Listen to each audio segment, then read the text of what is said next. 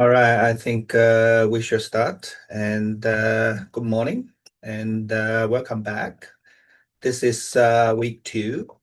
And this week we are going to actually learning some of the fundamentals of modeling by study and familiarize yourself with the Maya interface. And before we do that, I want to address and emphasize on certain aspects of this subject. And I want you to consider 3D artist as a visual artist. And so that means you should have a artistic flares. You should consider yourself having keen eyes on shapes and forms and colors and imagination of the three-dimensionality. I remember when I was first entered the job market, when I applied job to a game company called Ubisoft, they did ask us to bring in your own artworks, your portfolio of artworks, so that they can see you'll be able to visualize things, you'll be able to express yourself, all that.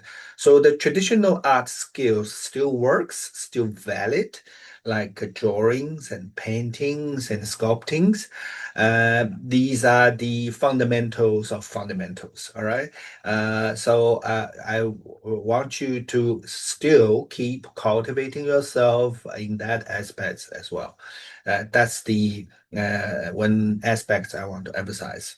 So when you get into this career, this 3D artist career path, you are essentially try to partake in multiple roles, like a designer's role, like what you're doing in this course. You are designing assets, you're designing a particular style, particular shapes and forms of objects for a particular, maybe a game or animation usage.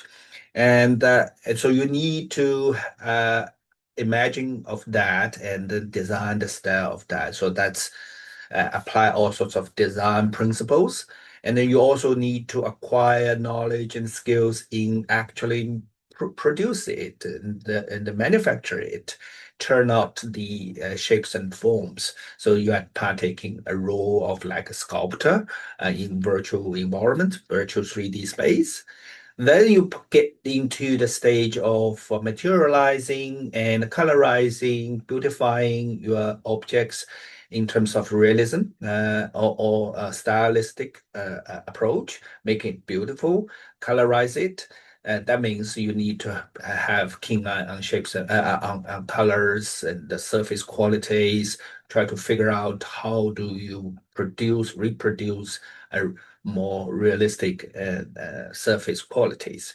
And then if we really get into deeper into the subject later on, we have two more courses down the road, 3D character design, 3D character animation. Those are especially the animation side of that. Uh, those demanding you to have keen eye on timing. The sense of timing is also important. So you're essentially a actor. You need to know human behavior, human character, personality, all that. How do you tell the story through their movements? So not only the physically, but the psychologically as well. So you are behind the stage through your digital characters and the animations to convey certain message and certain story. So that's part of that as well. And also you need to have a keen sense of framing, camera movements, shots. So King's should have a sense of cinematography. So you partake in that role as well as a cinematographer. And ultimately, you are telling the story. You are a storyteller. You want to convey some sort of message.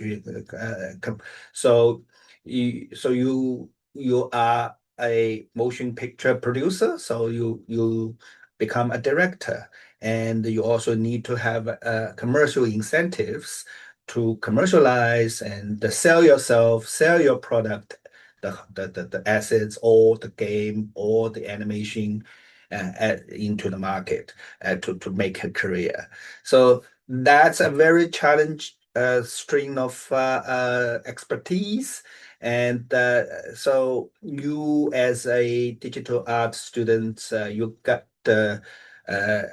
this chance, maybe a couple of years in this program to test the water, to find yourself the true passion and true strength of your personal ability. That's the challenge, and it's very competitive arena. Just be remind that. And so the job prospects is like a concept artist. So as I said before, everything starts from drawing board from scratch.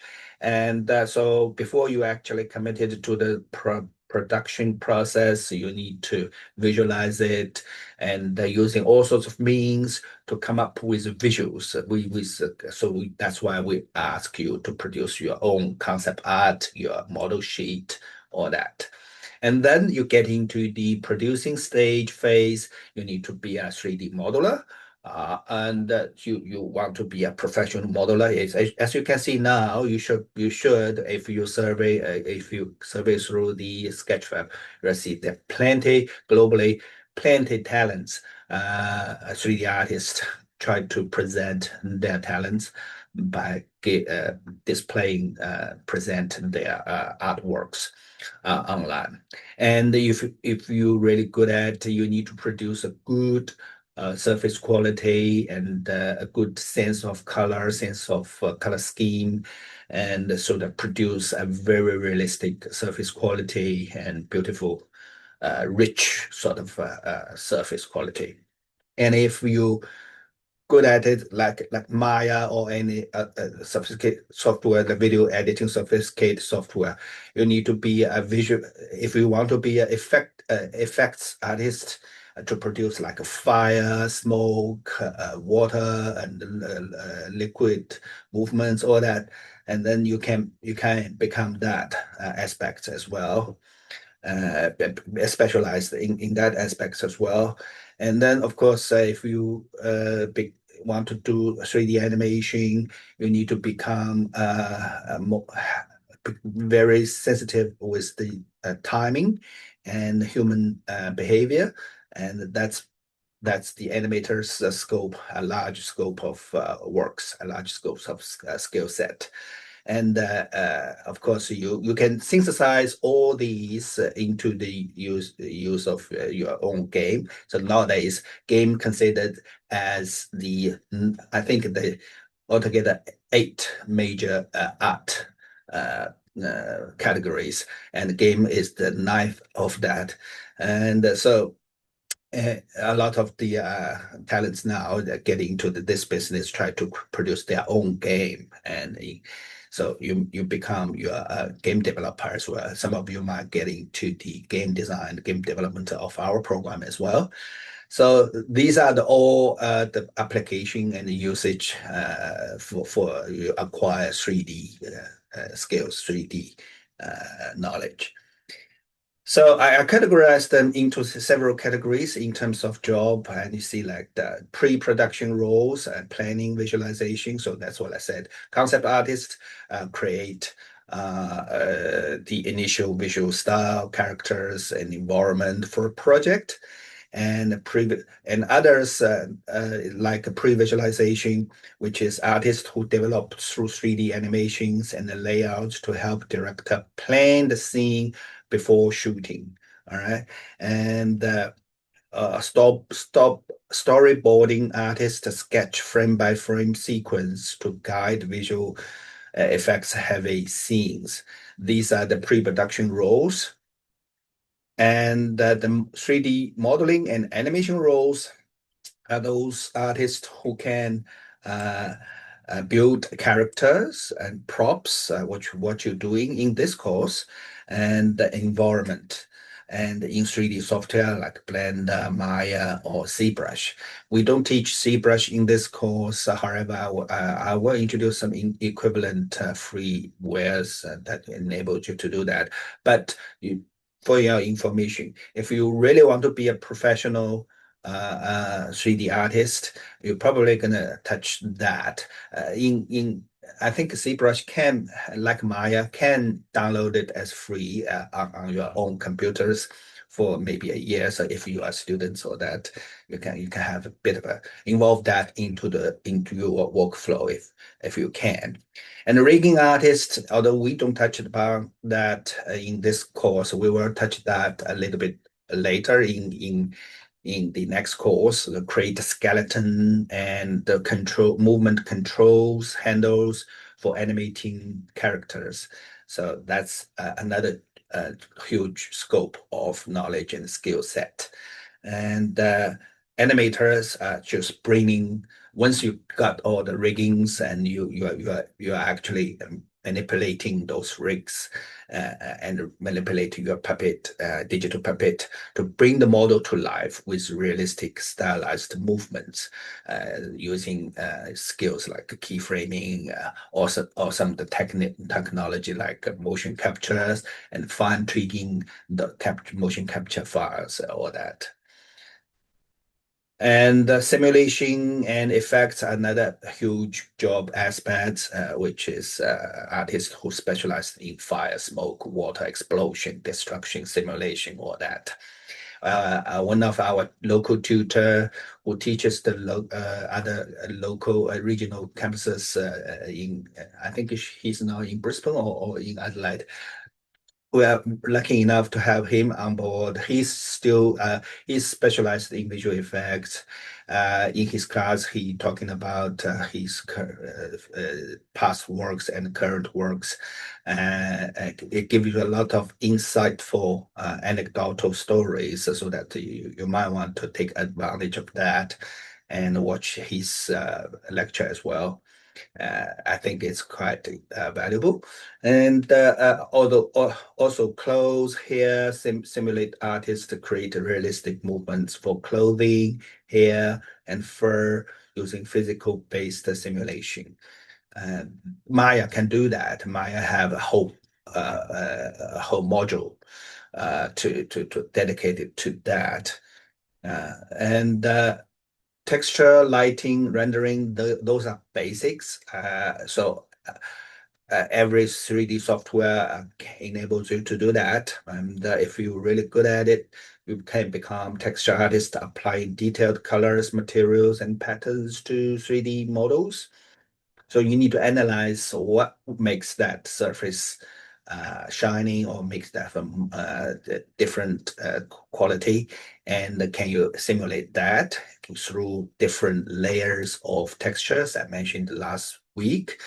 And the lighting artists simulate real world lightings to create mood and realism. So you need to familiarize how the techniques of lighting, with what types of lighting you want to simulate.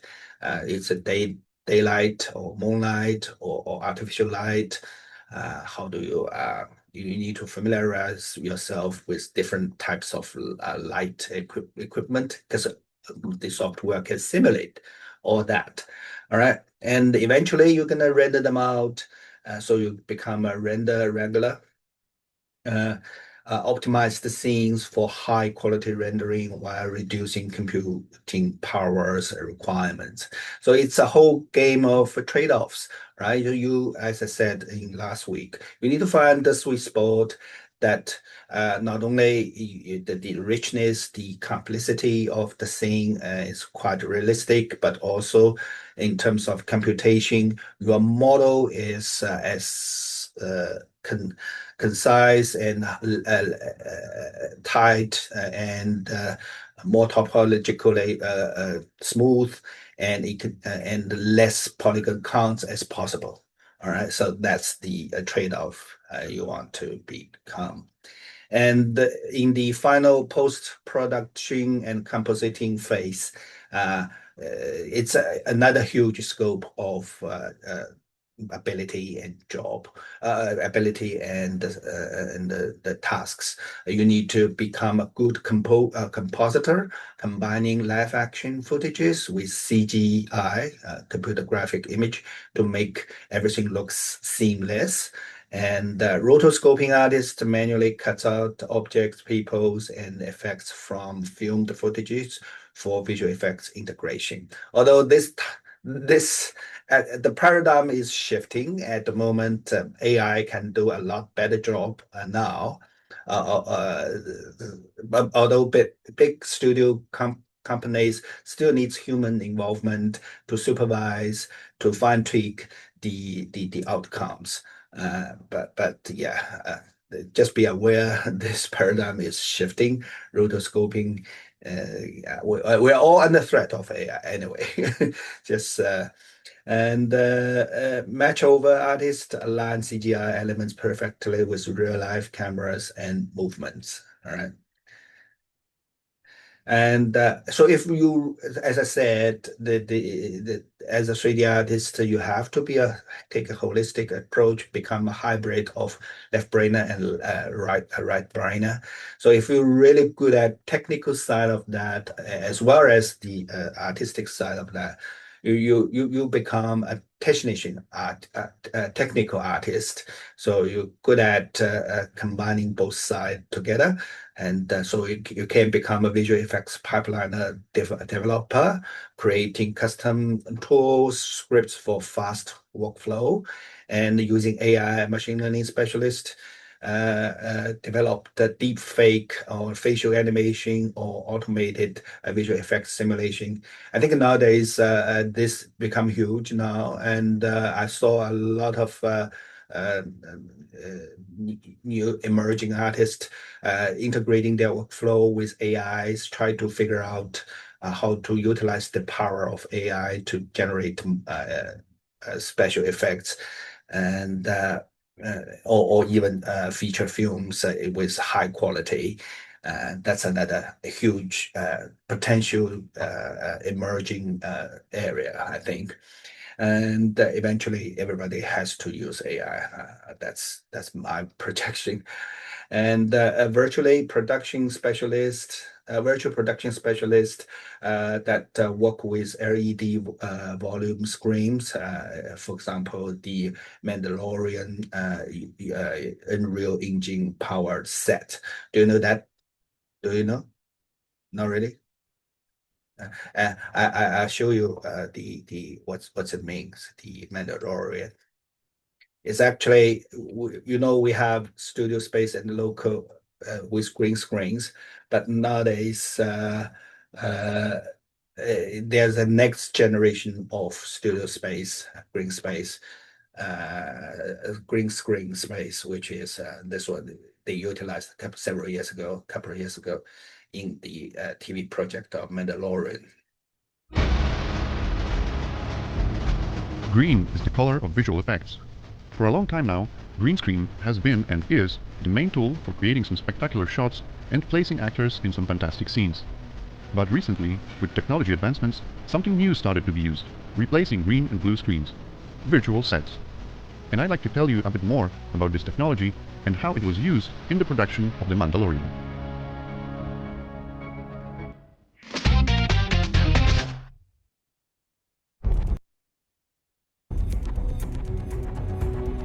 Well-prepared green or blue screen shots are today an easy way of replacing backgrounds and creating set extensions.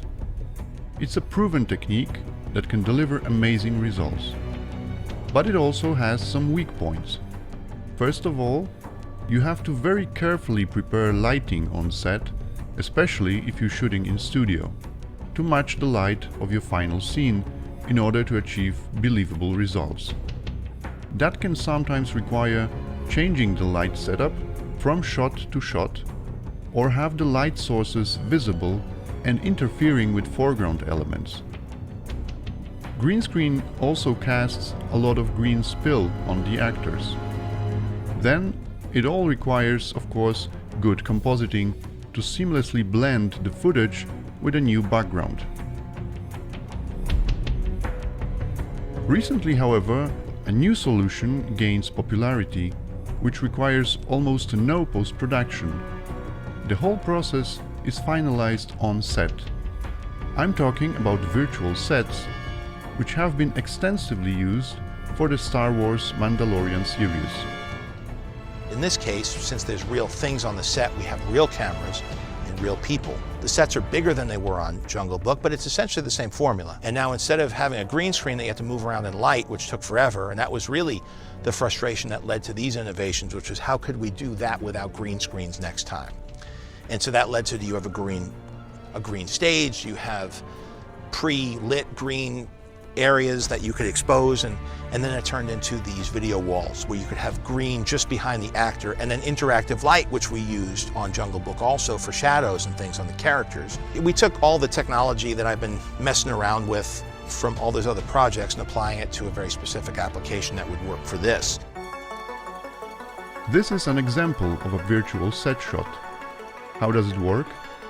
The whole set is surrounded with a huge LED screen, which is displaying a prepared earlier background.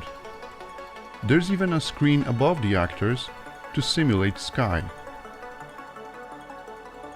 But what's more interesting is that the camera movement is being tracked live, and the background is changing real time to simulate parallax effect, which would happen while moving a camera in real environment. That was possible thanks to using Unreal game engine. Unreal, together with Lux Machina Studio, recently presented a case study of this technique. A huge benefit of this method is that the screens provide lighting, and often no additional light sources are needed. You get beautiful, kind of natural light and reflections of the environment. For Mandalorian, the VFX team only had to even out very slight color differences between the real part of set and the screen when both were visible. First, however, they had to solve a typical problem of filming screens, the moire effect, which can be visible while shooting a sharp image. To get rid of it, a combination of right LED size, adequate camera sensor, and lenses had to be applied. The use of Unreal Engine allows to make quick changes while shooting. You can easily alter lighting, elements of the background, or completely change the environment. Seeing the final result while filming helps making creative choices and creating an artistic vision. Virtual sets provide even more possibilities. You can switch small part of the screen to be a green screen. You still have the natural lighting and the environment reflections, but now you can add some additional CG elements between the actors and the background. The missing part of the background can be rendered as a separate pass to easily restore it in post-production. Or you can replace the green screen with a background rendered in higher quality than the one used on set.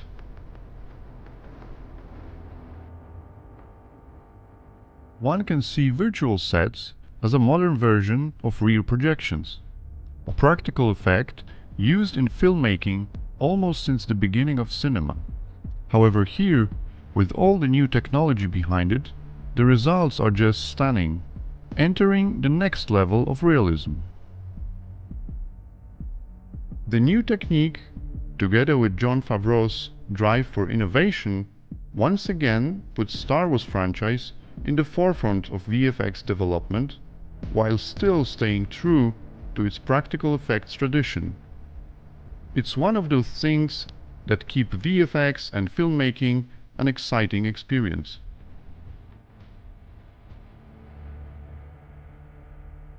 Thank you for watching. Please share your comments below and subscribe. So as you can see, that's the next generation of a green screen, and it's intimately integrated with the 3Ds using the Unreal Engine to synthesize the shooting scene and seamlessly with the lighting situation, all that. So that's part of a new uh, development of the technology. And so eventually you're gonna have the incentive for commercial and business usage of your skills and of your knowledge. And in the manager level, so that's a production and a management phase of that.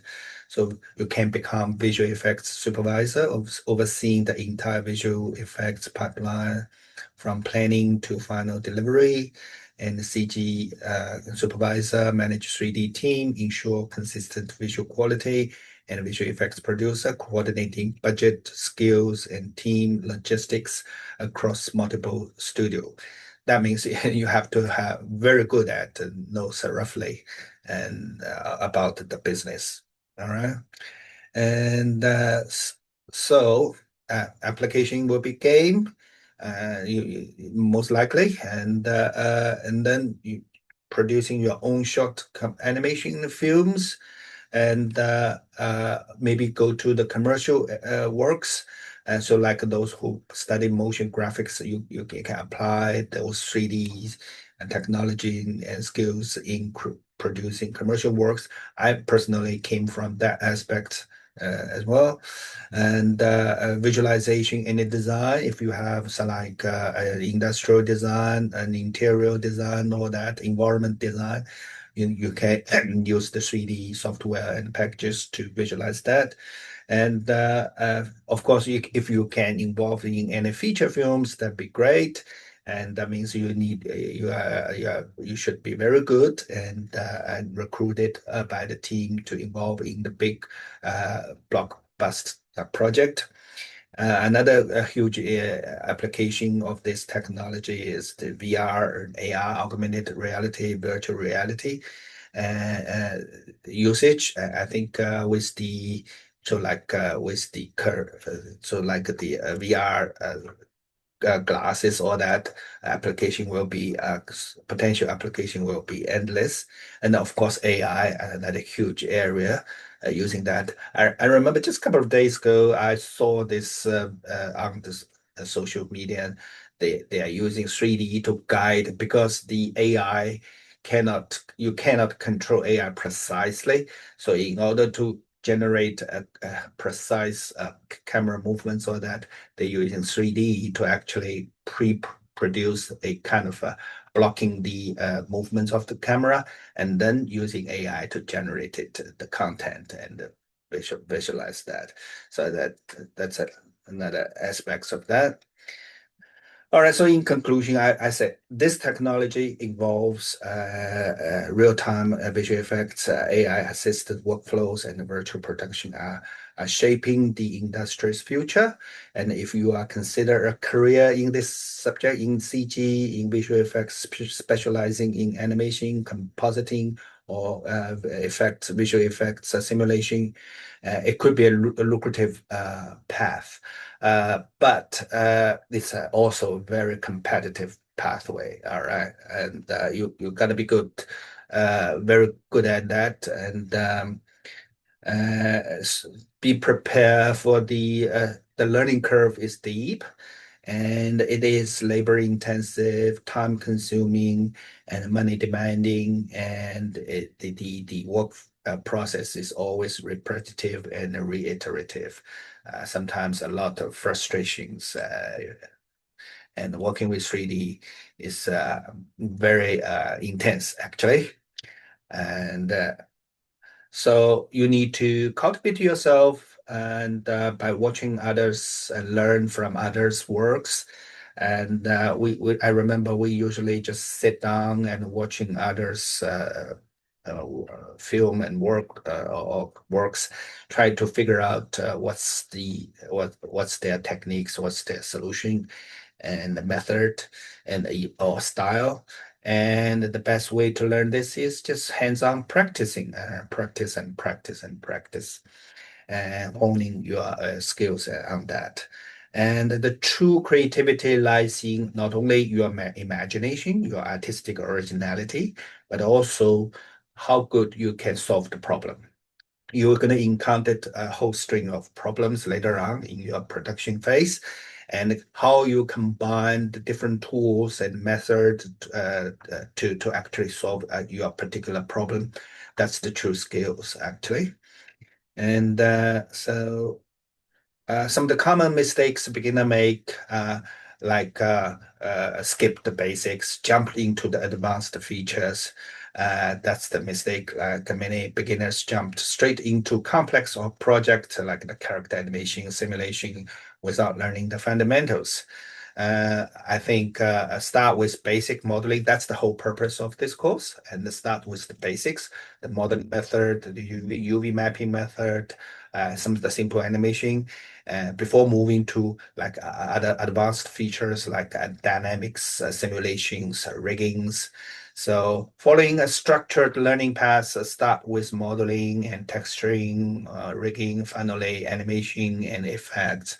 That's the correct approach.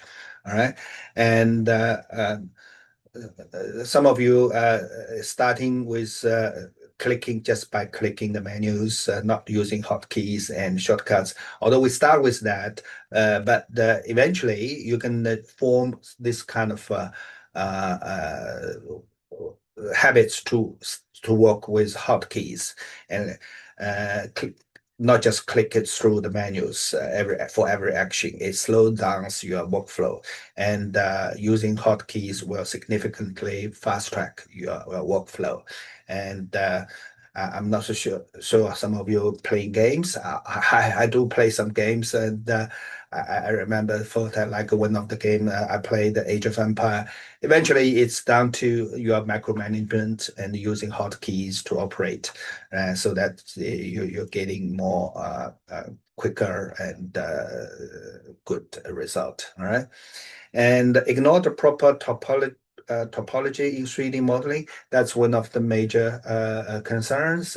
Topology needs to be clean. As a beginner, often creates very messy geometries with a lot of illegal polygon artifacts and embedded in your models. That will make the life very difficult down the road for animation for later stages. So leading a bad deformation or animation. So you need to always start to force yourself to try to create your models always in quads, which means four-sided polygons instead of n-gons, more than four, five-sided, or that. That's bad. That topologically bad. Triangles. We some using triangles. You can't totally eliminate all the triangles in the process, but put them in the not auspicious kind of places, and try to create more quads. And we call it edge flow, making you evenly distributed, or the crisscross of the edges evenly distributed across the surface. So that's have a cleaner model. All right. Using edge loops and study the proper topology flow for characters or hard surfaces.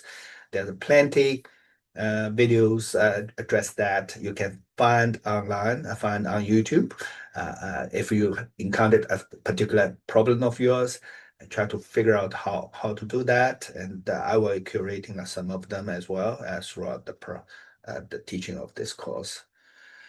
And not organize your file and scene. That's another mistakes. And beginner makes, naming your objects like very too sketchy, like a cube or sphere too. Instead of using clear, meaningful names like a character head or character head, hand, or that. So and using naming every thing properly, and using groups and layers to better organized. My outliner on the side is a good managed scene for you to organize hierarchically. And forgetting to save backups. So that's another thing as you going through. Maya is neurotic, sometimes crashes, corrupts. So you need to, if you don't save, you lost hours of works. So save, form the habit to save and maybe every half an hour or something like that. And you can set up the incremental savings, automatic savings in Maya. I demonstrate that in this week's tutorial. And but you have to form this habit to save frequently and saving multiple versions as well, so that you can trace back. If anything happens, you can trace back. All right, uh, and another one is ignoring UV mapping and the texture early on. Uh, so the beginners always focus on the model and forget about proper UV wrappings and making texture difficult later. So learn UV mapping early. So when you construct your surface, have a mind, be aware of how do you later on using the organize the UV map and using the UV editor and the UV toolkits. We'll touch about that later on in later weeks. And uh, Maya can provide some automatic mapping for quick UVs, but and you can refine it manually later on for better control. uh, Avoiding rigging and character setups.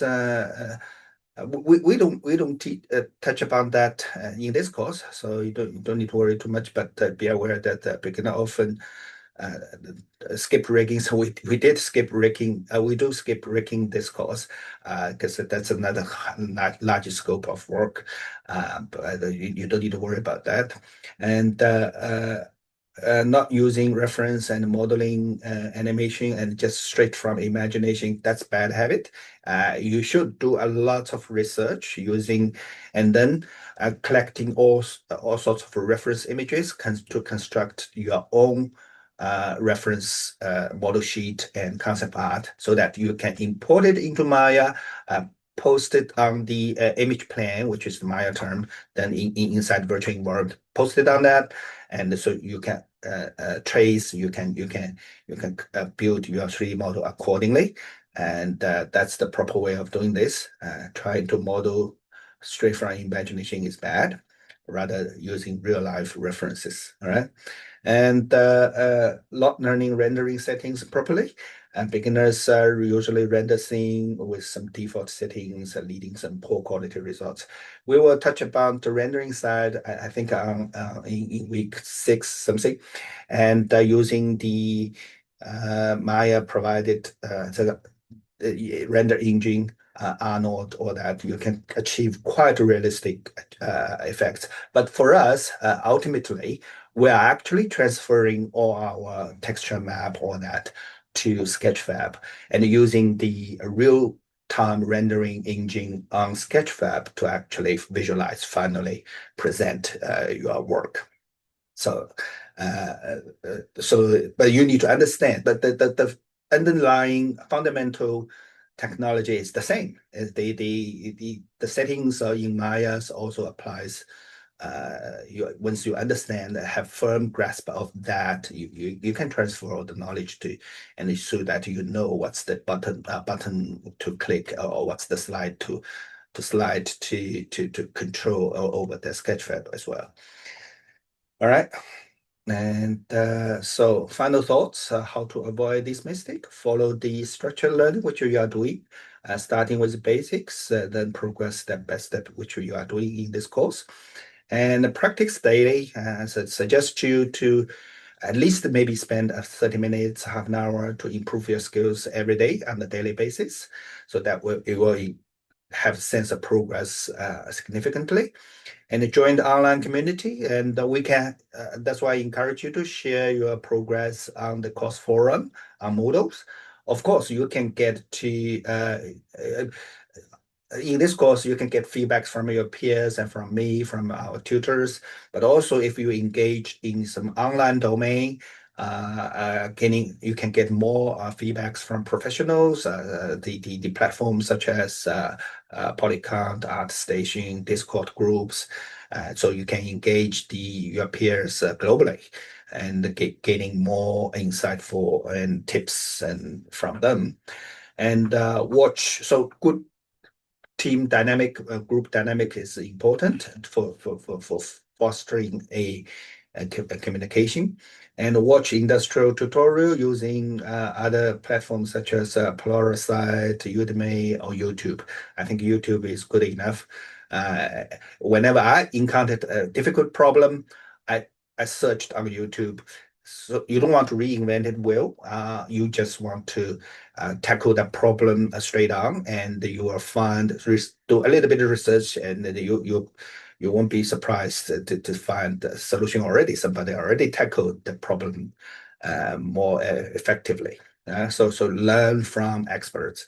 That's the true skill and work on small projects which you are doing, and challenge yourself with many projects which you are doing, and to stay motivated. All right. Okay. So in this week, you're going to familiarize with interface. The tutorial part is just what is menu and module, and what's the function of a status bar, how do you organize the shelf and put the frequent use into the custom shelf, frequent use the tools on that. So where's the toolbox? So what's the function of that? And where's the channel box? Usually on the left and on the right, and in which you have a set of most common properties that you can manipulate. Timeline at the bottom, and preference setup. You need to set up your preference where to set up that. So Maya interface is very intelligently, carefully designed and very consistent, and so that enabled easy access of beginners, and also can be very customized by a veteran as well. It's logic, it's consistent, and intuitive to use.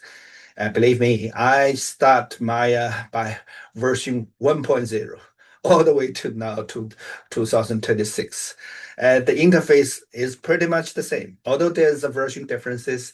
It's just different naming convention and the labeling.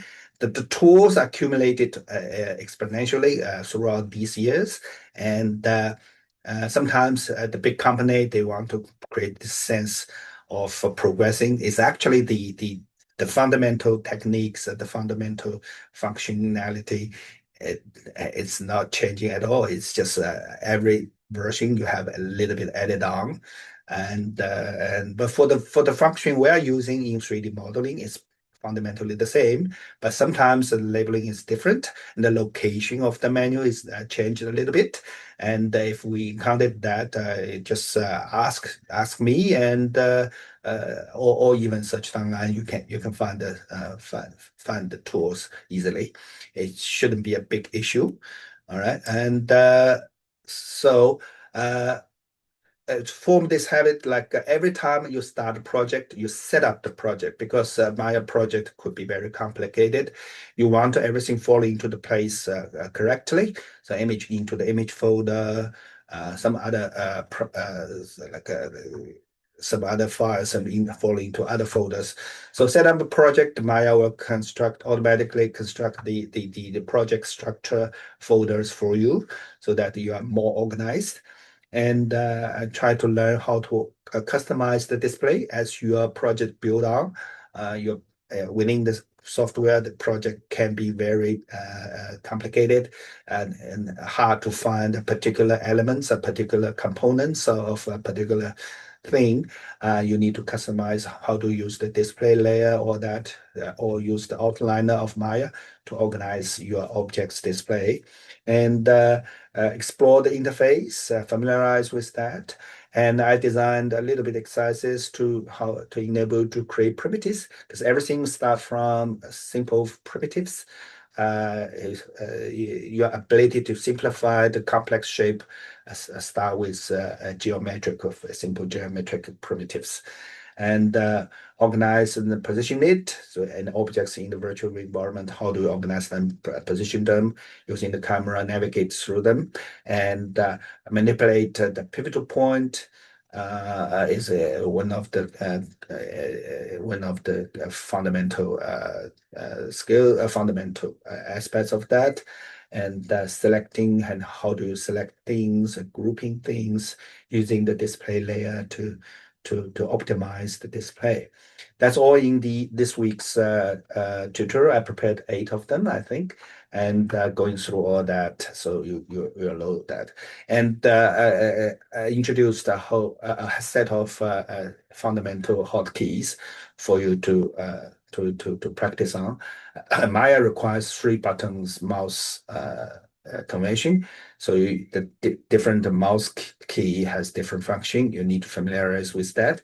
Usually for viewing and navigation, you use press the Alt key on the keyboard together with the different mouse key to mouse button to do the tumbling, panning, and zooming. I demonstrate that in the video tutorial as well. The number key on the keyboard from 1 to 7 has its own function for displaying options. I demonstrate that in the videos as well.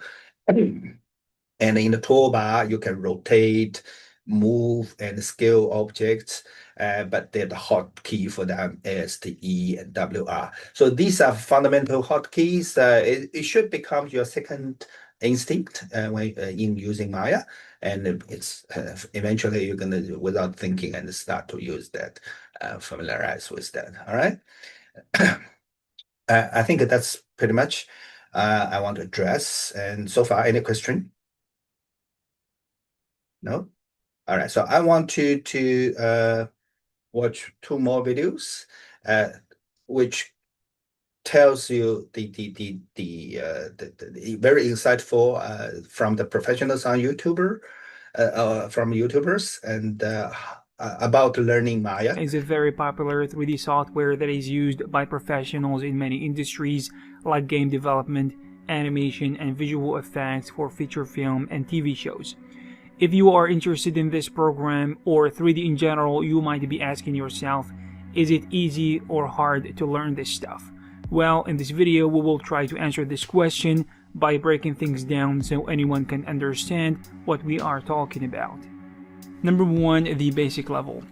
Maya is like any other 3D software in the early stages of learning, especially if you don't have any prior experience. The road is going to be bumpy, but you are going to get used to it real quick if you are not that kind of guy who's thinking about quitting or how terribly difficult it is even before starting. As a beginner, you need to keep your expectations low because it is a gradual process that takes time, and you should be happy with the results that are very simple, because I guarantee you that being happy with the little things is the fuel that keeps you going. And to be honest, it is all about embracing and loving the process. If learning, making progress, and growth is not what keeps you going in the early stages, I think you will be facing difficult times down the road. Number 2, intermediate level. As a beginner, when it comes to using Maya, everything is exciting to learn, but as you make more progress and you realize more things about the industries that use Maya, like game development, VFX, and animation, especially if you are learning on your own, you will start to gravitate toward a certain direction because the underlying or the basic skills for those fields are the same. But to be able to say that you are learning Maya for a specific field like game development or animation, you need specialized and focused training, whether you are learning in art school or online through tutorials and video courses. I would say that the intermediate stage is probably the longest stage because he or she is still figuring new things out that are sometimes challenging to wrap their head around. But eventually it will become an easy thing through consistent practice. This stage is probably the longest and the most important because it defines you as an artist and what you will be working on in the future. It might take from 1 year to 4 or 5 years. Number 3, the professional level. There are too many ways to define a professional, but according to Steven Pressfield, the author of 2 amazing books titled The War of Art and Turn Pro, A professional is not just a weekend warrior or someone who does practice his or her craft as a part-time thing. The professional has both his feet in the field full-time with commitment for the long haul. In order to reach a professional level using Maya or any other 3D software, you need to make it your main thing, or at least spend a ridiculous number of hours honing your craft to join the industry that you prefer to work in. You can join a studio that works on visual effects, game development, or animation studios, and you can also work from home as a freelancer or any other way to sell your services to professionals in the industry.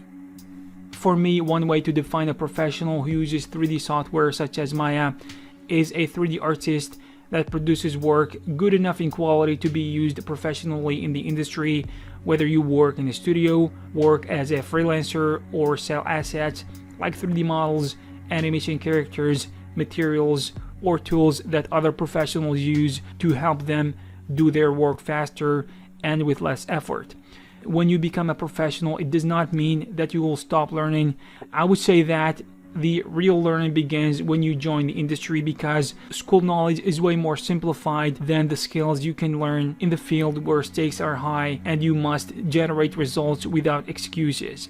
Now we will discuss some of the differences using Maya in different fields, how difficult they are, and what it takes to be good at each of them. Number 1, animation. Creating animation using Maya, whether you are going to do it on your own or with a team, is going to take a considerable amount of time, also a lot of work, but not necessarily hard if you have the necessary skills or a talented team of artists working with you. You see, animation is not about animating characters only, because there are a lot of stages we need to go through, whether we are creating feature 3D animated movies, short films, or even video game cinematics.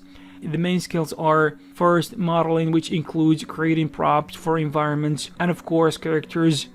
To do this, we need to be able to do sculpting, UV mapping, and texturing.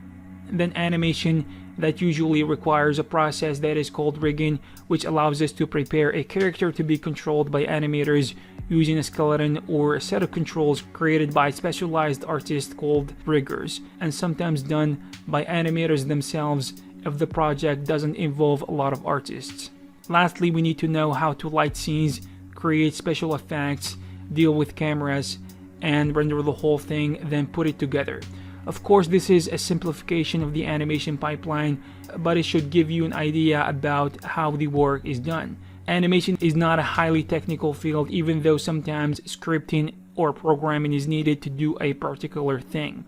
This means it is entirely possible to be a good animation artist that works on amazing stuff if you keep learning and growing. Number 2, game development. Maya is one of the best 3D programs that studios and professionals use in the video game industry because it has all the necessary tools that they need to get the job done. If you have a passion for making video games, then learning Maya to do this is not going to be that big of a problem. This does not mean that video game development is easy. Actually, it is sometimes way more complicated than animation and VFX because it involves coding and programming artificial intelligence that makes video games playable and enjoyable. For the most part, Maya is used in this field for creating assets like environment props, whether it be simple or complicated, modeling characters, game levels, modular environments that can be used later in the game engine, and of course creating animations that will be used in the video game. Generally speaking, the skills that artists need to have to use Maya for video game projects is similar to those necessary for animation projects, but the major difference is respecting consoles and gaming computers' ability to run video games in real time smoothly, which is very important. That's why game artists use special techniques to do so, which is not very complicated to learn once you understand how it is used and why, and the rest of the work is done using game engines later on. Number 3, VFX. Maya has a very powerful toolset for creating visual effects, but you have to put in the work to be able to generate good results. Like animation and making video games, the basic knowledge of modeling and animation is required, but there is an emphasis on visual effects and the ability to merge those effects with live action using compositing, tracking, and keying, which can be really tricky and usually needs years of practice to be able to create something that looks realistic and not CGI. Generally speaking, working in visual effects is a fun process because you get to experiment and play around with different settings to get the desired end. Also, to be a good visual effects artist using Maya, it is important to learn some of the fundamental concepts such as color theory, lighting, and composition.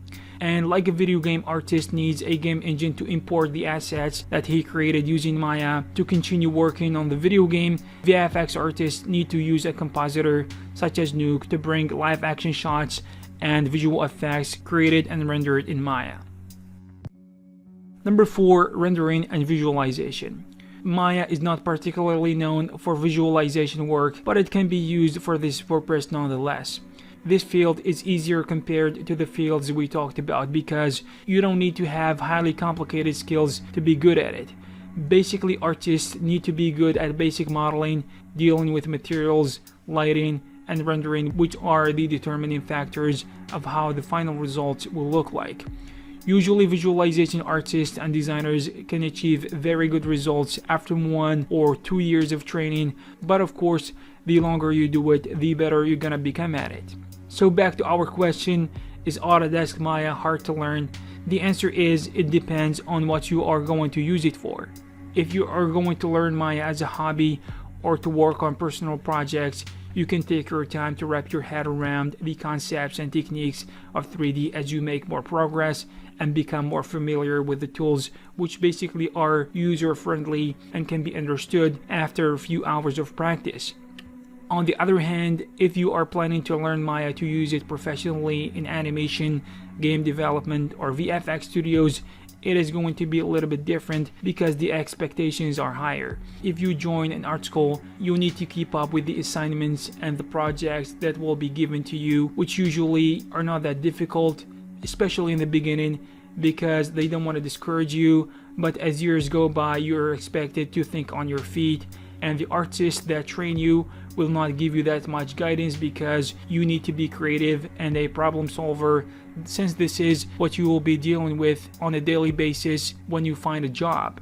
If you want to be a professional Maya artist on your own, it is going to be tricky because you have too much freedom, which is good and bad at the same time. It is good because you can learn whatever you want, and this comes with a downside, which is the fact that there aren't people that guide you and tell you what to do, even though there are some amazing artists teaching valuable skills through affordable courses these days that helped thousands of artists learn from home to become professionals working on amazing projects, because honestly, studios don't want to know how you learned, they just want someone that can help them create successful projects.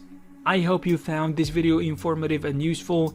If you have something to add, please leave it in the comment section below. Also, you can check some of our previous videos. Thank you very much, and I will see.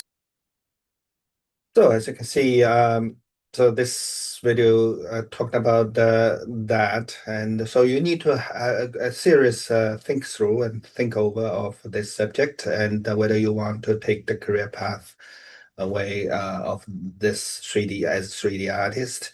And you got time in this course and a couple of years in this program to test the water and found whether it is your cup of tea or not. Especially for this course, next week will be week 3 and the consensus week. So you need to decide whether this is really something you want to pursue and chase. All right, and one more video I want you to watch is this one, so that give you a little bit preview of what's the if you really get into this professionally, and you're probably going to involved in project like this, a team environment like this. So you will see what's the job market, the scope of job market looks like, and give you a little bit preview maybe.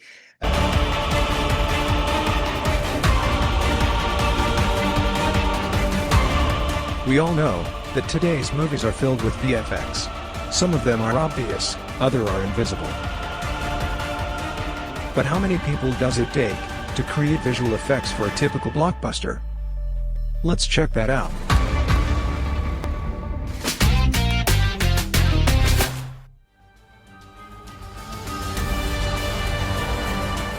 the demand for visual effects is drastically rising. There's barely any film that doesn't require some VFX. But how many artists work on a typical movie or TV series, and how long does it take? We're going to check Avengers: Infinity War, which should be a good example, as a VFX-heavy film. And later, we'll compare it with other films and TV series. Let's start by saying that there's almost no movie for which visual effects are provided by just one company. Usually, it's at least several, and still the work can take several months. On Avengers: Infinity War, VFX have been created by at least 15 different companies. Among them, some of the best and biggest, like Weta Digital, Industrial Light and Magic, Digital Domain, Double Negative, and others. Those companies have a similar structure and hire artists which specialize in one particular field. So we can go through some of the departments and check how many artists and technicians work there regarding Avengers. The work on any VFX project usually starts with concepting creatures and environments, and pre-visualization. In those areas, there has been around 20 people working. The concepts then go to 3D modelers. Here it was over 60 people. Next, the models were passed to riggers and animators. Over 80 artists, or to lighting and texturing departments, where over 120 persons worked. Simulations, like smoke, fire, or water, were created by over 100 artists. In the meantime, motion capture and match move teams did their part. That was over 80 people. The footage from principal photography, together with all the previously prepared CG elements, were then passed to paint and rotoscopy, as well as to compositing department. Compositing is the final step on VFX creation. On Avengers, that was over 500 people.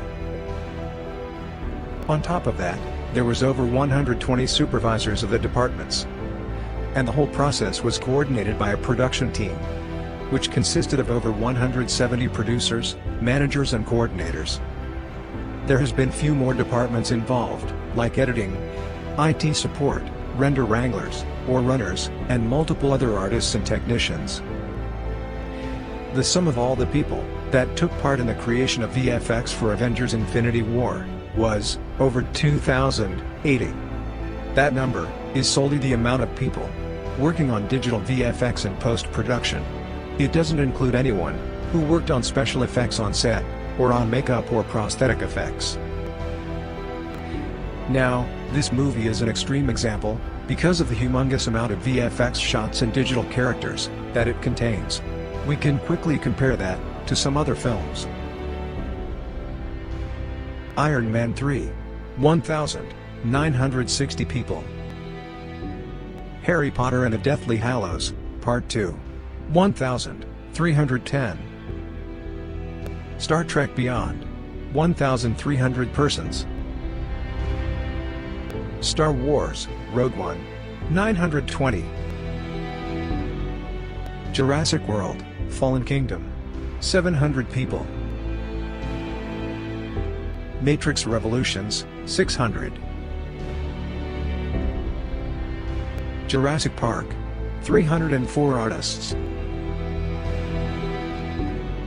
Matrix, only 135. You can notice how through the past 30 years, the number of visual effects artists was increasing on those productions.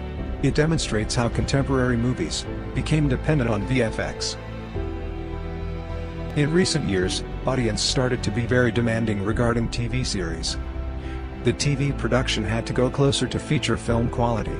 That of course required rising the budgets, and together with countless new productions from Netflix, HBO, and other stations, the demand for visual effects increased significantly. Few years ago, big VFX houses, like ILM, Weta Digital, or Double Negative, would only work on feature films. Recently, however, TV productions can afford to hire even the big players. Let's now have a look how some of the known TV series look in numbers regarding the amount of required visual effects artists. Lost in Space, 500 people, and at least 16 companies. Star Trek Discovery, 450 people, from 5 companies. Westworld, 260 people, and at least 10 companies. Game of Thrones. 2,500 artists, from over 20 companies. That, however, covers all 7 seasons of the show. As you can see, visual effects production is incredibly complicated and time-consuming. To deliver good quality of CGI, it takes hundreds, or even thousands of skilled artists, from many different disciplines. And that can be very expensive. Next time, when watching your favorite film or TV series, think how many people worked hard to deliver you those visuals.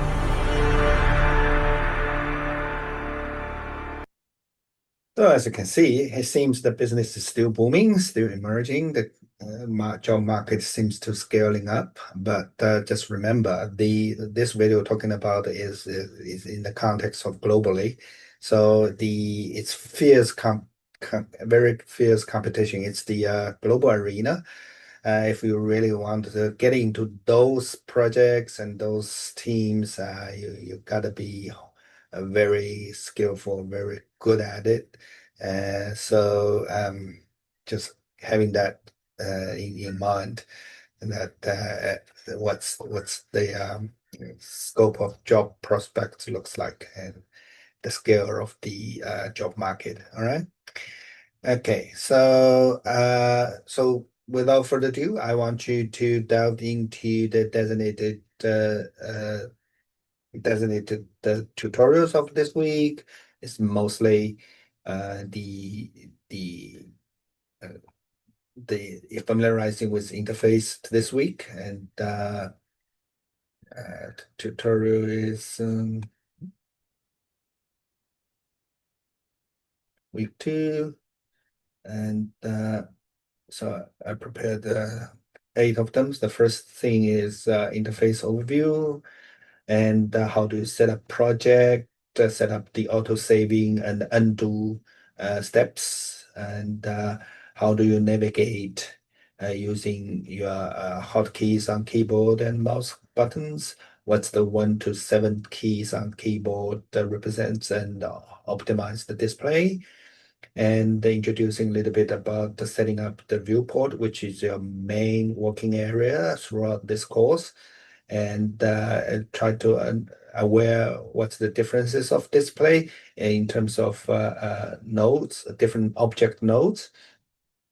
And finally, a little bit exercises about to create primitives in the scene, organize them through the display layers, and try to manipulate the pivot point of a particular object, 3D object. So I think these are very fundamental. Once you're going through that, you are pretty much good form the foundation of operating Mayas for later with later weeks tasks. All right. And TJ, you say you have a problem with Maya downloading. What kind of problem you encountered? I just when I try and download it or through the Autodesk thing, Yeah. I got through like signing up, and then it says the maximum number of verification attempts was reached, and unable to confirm my eligibility for educational access. And then it like down below that, it says if you have had educational access to auto products, you must wait 1 year for the last submission to make a new request. All right. So that means you've already downloaded that before, right? No, I don't. I haven't got it on my computer, and I don't know how. Like, I don't know. All right. So when you registered on Autodesk, what email address were you using? I think it's my uni email. Uni email. All right. Wait, no, I think it's my normal email. Normal email. Okay. So I suggest you using it's better to use your uni email, because that partially proves that you are a uni student. And they do require you, once you registered, they do require you upload some proofs that prove your student status. So you can use your maybe any so in your enrollment confirmation emails or any other transcription of your previous studies or that to upload that. It shouldn't be a problem. Once you upload those, Autodesk will grant you the education license for you to use that, as long as you're maintaining your students or educators status. All right. So using your student's email to register and download that, and then when you're getting to the asking you, Autodesk asking you to upload any documentation, so you upload that. All right. Do you understand? Yeah. And the problem. So you're in the Rockhampton computer lab, are you? Yeah. Yeah. So any problems you further in problems you can't solve, and just reach out, and I might need to come up personally to help you with that. All right. Okay. Mm. So you're downloading to your own laptop, are you? Yeah, I'm Okay. downloading to my laptop. Okay. Good. Otherwise, you're just using the computer labs to practice. Out.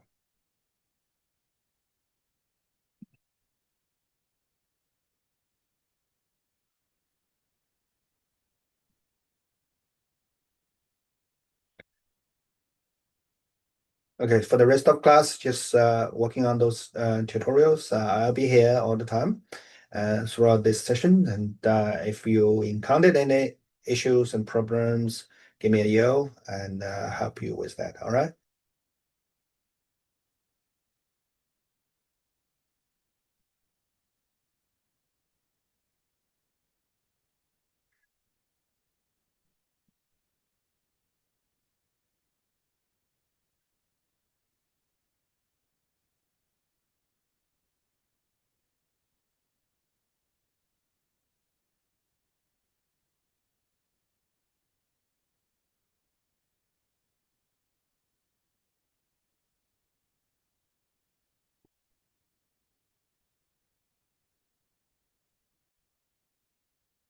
All right, guys. I need to, if there's no more further questions regarding this week's study, I'm gonna wrap this one up, and hopefully you get through the tutorial smoothly. And any emerging issues, arising issues, just reach out through email or on course forum. I'll see you all in next week. All right.